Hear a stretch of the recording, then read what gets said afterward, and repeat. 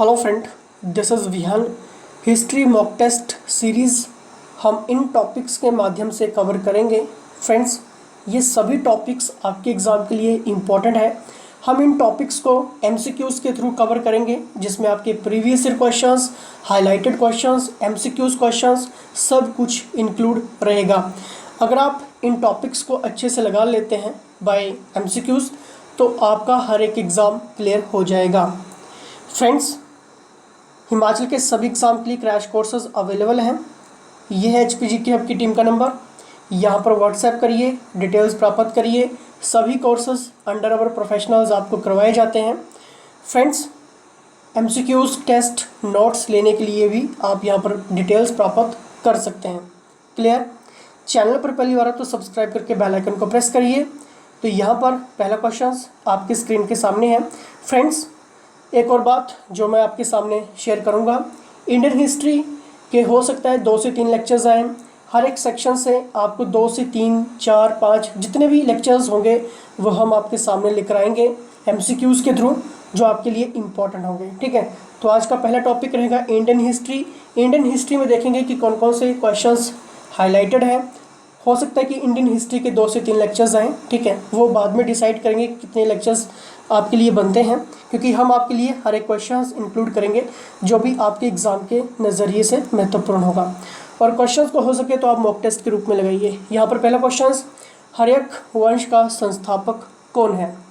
Friends, जब भी हम इस क्वेश्चन की बात करते हैं तो आपके सामने एक नाम याद आता है, बिंबिसार।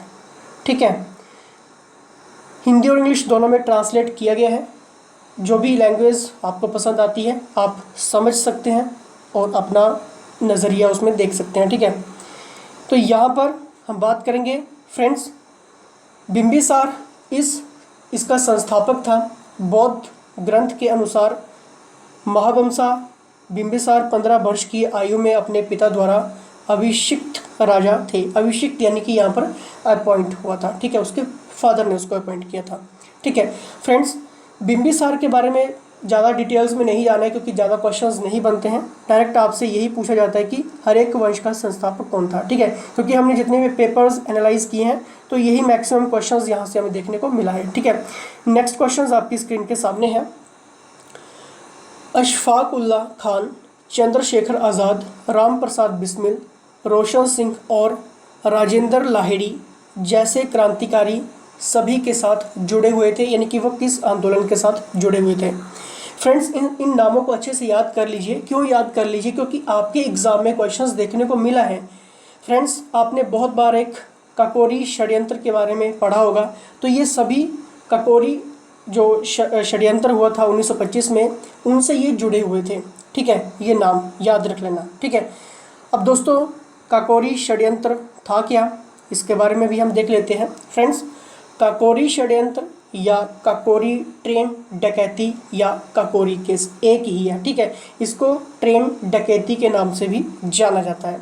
फ्रेंड्स, ये एक ट्रेन डकैती थी जो ब्रिटिश भारत सरकार के खिलाफ भारतीय स्वतंत्रता आंदोलन के दौरान 9 अगस्त 1925 को काकोरी और लखनऊ के बीच हुई थी। डकैती का आयोजन हिंदुस्तान रिपब्लिकन एसोसिएशंस यानी कि HRA द्वारा किया गया था। ठीक है, तो आपको याद हो गया है कि काकोरी षड्यंत्र क्या था, ट्रेन षड्यंत्र था या फिर ट्रेन डकैती थी, जो आपके सामने ये सारी डिटेल्स रख दी गई है। ठीक है, लाइक करिए, शेयर करिए, सब्सक्राइब करिए। ठीक है, अगर अभी तक नहीं किया है, क्योंकि आप लाइक करेंगे तभी आपके लिए हमारी टीम काम करती है, मोटिवेशन रहता है दोस्तों। ठीक है, रॉलेट एक्ट में पारित किया गया था। अब यहाँ पर क्वेश्चन में ये पूछा गया कि रॉलेट एक्ट कब पारित हुआ था, कौन से सन में पारित हुआ था। ठीक है, जल्दी से सोचिए फ्रेंड्स। इसका सही आंसर होगा ऑप्शन नंबर सी, यानी कि 1919। फ्रेंड्स, जब भी हम रॉलेट एक्ट की बात करते हैं तो जैसे कि आपको क्लियर है कि इसे ब्लैक एक्ट के रूप में भी जाना जाता है। ठीक है, 10 मार्च 1919 को दिल्ली में इंपीरियल लेजिस्लेटिव काउंसिल द्वारा पारित एक अधिनियम था, जिसमें क्या होता था दोस्तों कि लोगों को बिना कारण जेल में डाल दी जाता था। ठीक है, बिना सुनवाई उनके ऊपर केस चलाए जाते थे। ठीक है, तो इसे ब्लैक एक्ट के रूप में भी जाना जाता है। क्लियर। चलिए नेक्स्ट क्वेश्चन यहाँ पर देखते हैं। महात्मा गांधी ने 1918 में गुजरात पर खेड़ा सत्याग्रह की शुरुआत की थी। फ्रेंड्स, आप पिछले 5 या 7 साल, ठीक है, क्वेश्चंस पेपर उठाइए और देखिए इस क्वेश्चंस के आपके हर एग्जाम में कहीं ना कहीं ये रिपीट हुआ है, ठीक है। और टीचिंग ऑफ महात्मा गांधी से तो वैसे भी क्वेश्चंस बनते हैं। एनटी जैसे एग्जाम में क्वेश्चंस की वेटेज की बात करें तो महात्मा गांधी की सबसे ज़्यादा होती है, ठीक है। चलिए यहाँ पर देखिए क्वेश्चंस का सही आंसर क्या होगा। इसका सही आंसर होगा दोस्तों किसान आंदोलन, ठीक है। महात्मा गांधी ने 1918 में गुजरात पर खेड़ा सत्याग्रह की शुरुआत की थी किसान आंदोलन से। फ्रेंड्स, इसका एक्सप्लेनेशंस भी हम देखेंगे। अगर हम इस क्वेश्चंस की बात करें दोस्तों तो 1918 का खेड़ा सत्याग्रह ब्रिटिश राज की अवधि के दौरान भारत के गुजरात के खेड़ा जिले में मोहनदास गांधी द्वारा आयोजित एक सत्याग्रह आंदोलन था। यह भारतीय स्वतंत्रता आंदोलन में एक बड़ा विद्रोह था। चंपारण सत्याग्रह और अहमदाबाद मिल हड़ताल के बाद ये तीसरा सत्याग्रह आंदोलन था। गांधी ने खेड़ा जिले के किसानों को समर्थन देने के लिए इस आंदोलन का आयोजन किया। खेड़ा के लोग फसल खराब होने और प्लेग की महामारी के कारण अंग्रेजों द्वारा लगाए गए उच्च करों का भुगतान करने में असमर्थ थे। क्लियर है। हिंदी और इंग्लिश दोनों में आप रीड कर सकते हैं, ठीक है। नेक्स्ट क्वेश्चंस आपके सामने हैं। ईस्ट इंडिया एसोसिएशंस की स्थापना निम्नलिखित में की गई थी। फ्रेंड्स, ईस्ट इंडिया की जब भी हम बात करते हैं तो मैक्सिमम क्वेश्चंस में डायरेक्ट आपसे यही पूछा गया है कि कब उसकी स्थापना हुई है। कई बार क्योंकि आपके एग्ज़ाम के लिए दोस्तों हम हिस्ट्री का ये फुल मॉक टेस्ट सीरीज़ लेकर आए हैं, जो अभी मैंने आपके सामने टॉपिक्स रखे हैं, तो हर एक टॉपिक्स इंपॉर्टेंट रहेगा। चलिए बताइए। The right answer is option number A, यानी कि 1866। फ्रेंड्स, ईस्ट इंडिया एसोसिएशंस की स्थापना दादा भाई नौरोजी ने 1866 में भारतीय और सेवा निर्मित ब्रिटिश अधिकारियों के सहयोग से की थी। इसने लंदन इंडियन सोसाइटी को परास्त कर दिया और भारत के मामलों और विचारों पर चर्चा करने और सरकार को भारतीयों के लिए प्रतिनिधित्व प्रदान करने का एक मंच दिया था, ठीक है। चलिए नेक्स्ट क्वेश्चंस आपके सामने हैं। 1893 में शिकागो में विश्व धर्म संसद में धार्मिक हिंदू के रूप में किसे सराहा गया। बहुत बार आपने ये questions magazines, newspaper, electronic media में बार बार देखा होगा। स्वामी विवेकानंद के बारे में आपने पढ़ा जरूर होगा। फ्रेंड्स, ऑप्शन नंबर डी इसका सही होगा, स्वामी विवेकानंद। तो थोड़ा सा हम यहाँ पर देख लेते हैं। 1893 में भारत और हिंदू धर्म का प्रतिनिधित्व किया गया।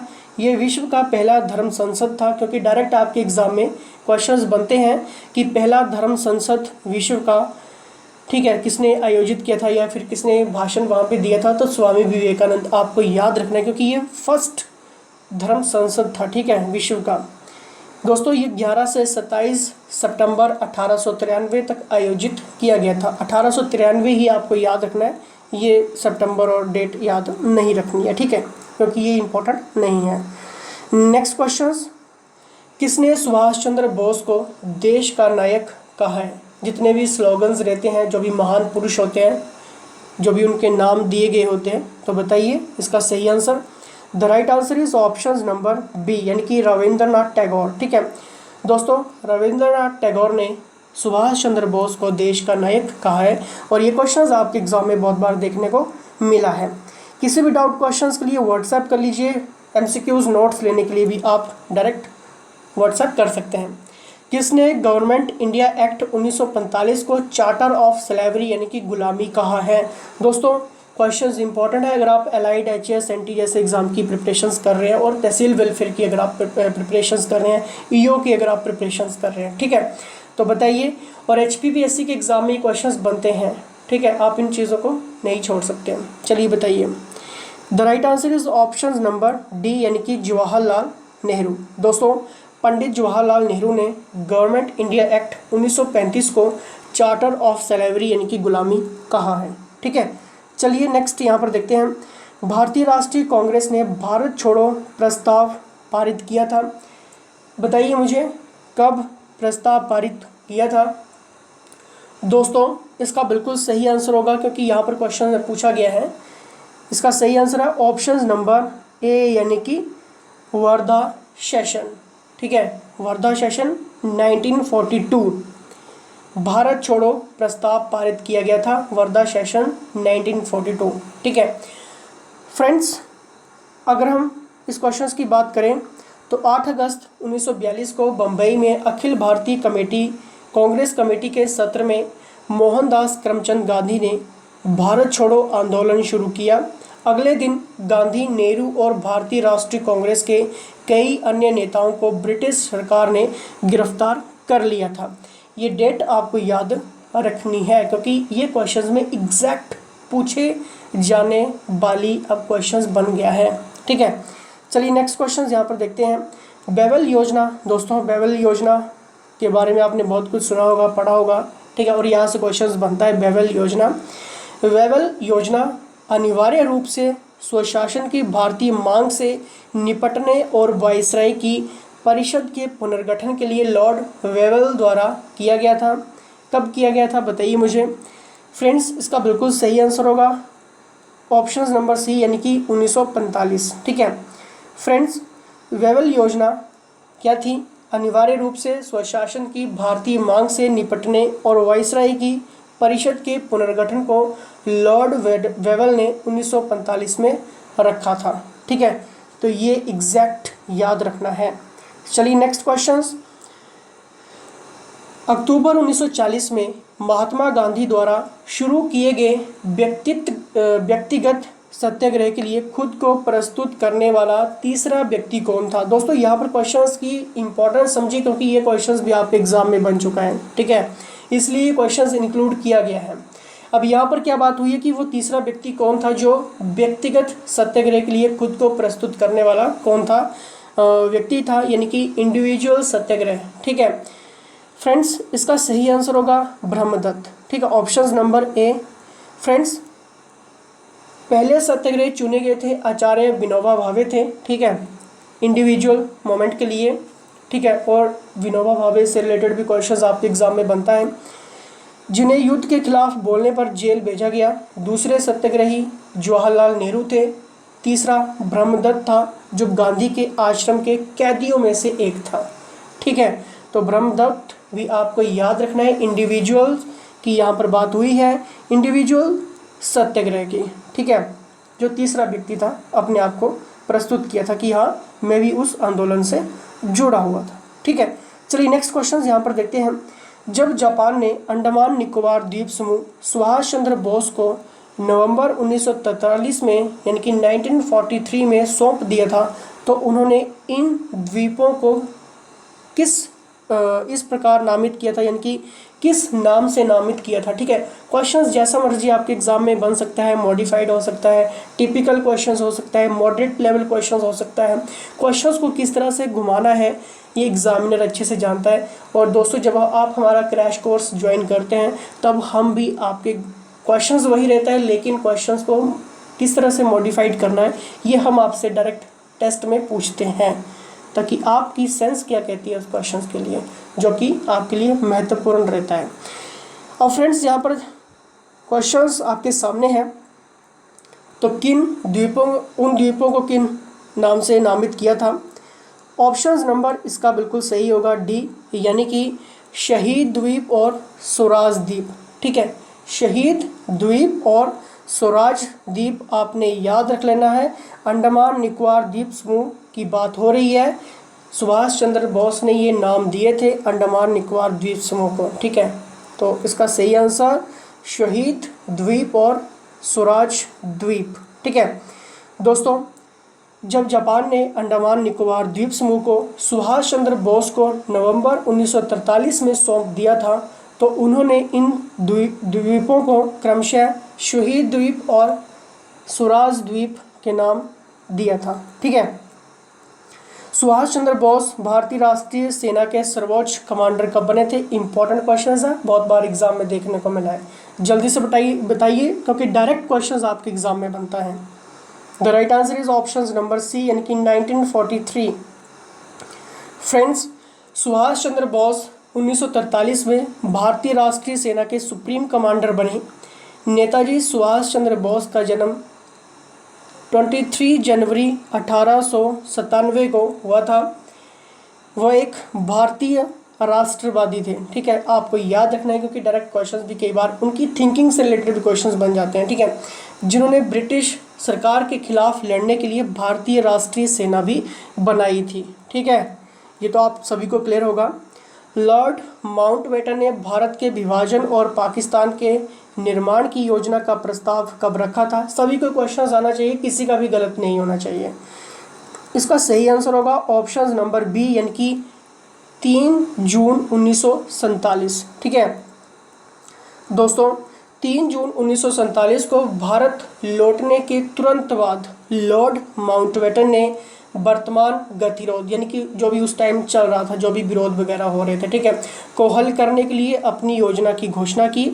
योजना के सार्वजनिक होने से पहले लॉर्ड माउंटबेटन ने कांग्रेस और सिख नेताओं और अली जिन्ना की सहमति प्राप्त कर ली थी कि हाँ विभाजन होगा, और हुआ भी।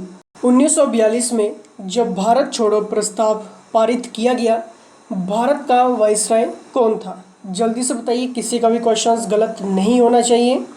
फ्रेंड्स, इस तरह के क्वेश्चंस हमीरपुर बोर्ड हो या फिर शिमला बोर्ड हो, एग्ज़ाम में ज़रूर पूछता है। ऑप्शन नंबर ए बिल्कुल सही होगा। लॉर्ड लिलिथगो ने 18 अप्रैल 1936 को अपना पद ग्रहण किया और 1 अक्टूबर 1943 को अवकाश प्राप्त किया, यानी कि छोड़ दिया। ठीक है, क्रिप्स मिशन ने भारत का दौरा किया और उनके कार्यकाल में भारत छोड़ो प्रस्ताव पारित किया गया था। तो दोस्तों, आपको याद रखना है लॉर्ड लिलिथगो। ठीक है, 1942 में जब भारत छोड़ो प्रस्ताव पारित किया गया, भारत का वाइसराय था लॉर्ड लिलिथगो।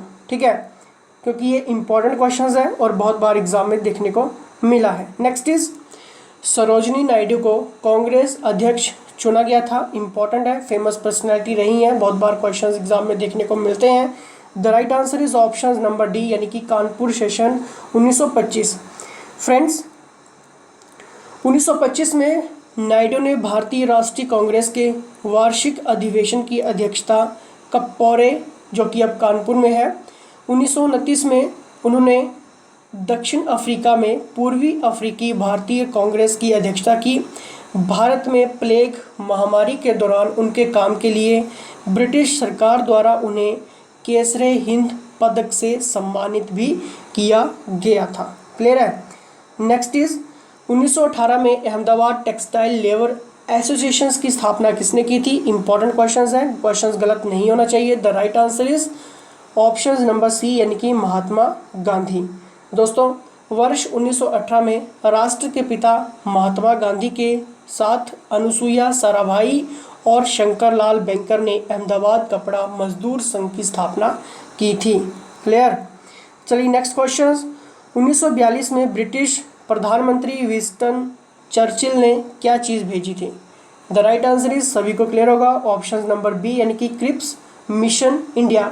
ठीक है दोस्तों, 11 मार्च 1942 को प्रधानमंत्री विंस्टन चर्चिल ने घोषणा की कि ब्रिटिश कैबिनेट के एक सदस्य सर स्टैफोर्ड क्रिप्स को 22 मार्च से 11 अप्रैल तक भारत भेजा जाएगा ताकि युद्ध में भारत की भागीदारी और सत्ता के आंशिक हस्तांतरण के लिए एक सूत्र तैयार किए जा सके।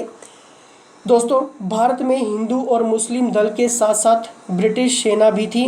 उनका बातचीत का जनादेश ड्राफ्ट घोषणा पत्र था, जिस पर युद्ध के बाद स्वशासन सहित अंग्रेजों के लिए स्वीकार्य एक मध्यम जमीन बिछाने पर चर्चा के बाद युद्ध मंत्रिमंडल ने सहमति भी व्यक्त की थी।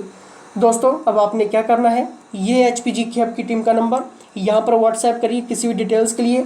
अगर आप फास्ट प्रिपरेशंस करना चाहते हैं, बेस्ट प्रिपरेशंस करना चाहते हैं अंडर आवर प्रोफेशनल्स, तो दोस्तों यहाँ पर व्हाट्सएप करिए। आप किसी भी एग्ज़ाम के लिए क्रैश कोर्स ज्वाइन कर सकते हैं हिमाचल के, तो ज़्यादा डिटेल्स आपको यहाँ पर मिल जाएगी। लाइक शेयर सब्सक्राइब जरूर कर लेना, क्योंकि नेक्स्ट लेक्चर्स में आपको और कुछ सीखने को मिलेगा जो आपके एग्ज़ाम को क्रैक करने में मदद करेगा। तो फ्रेंड्स इसी के साथ जय हिंद, जय हिमाचल।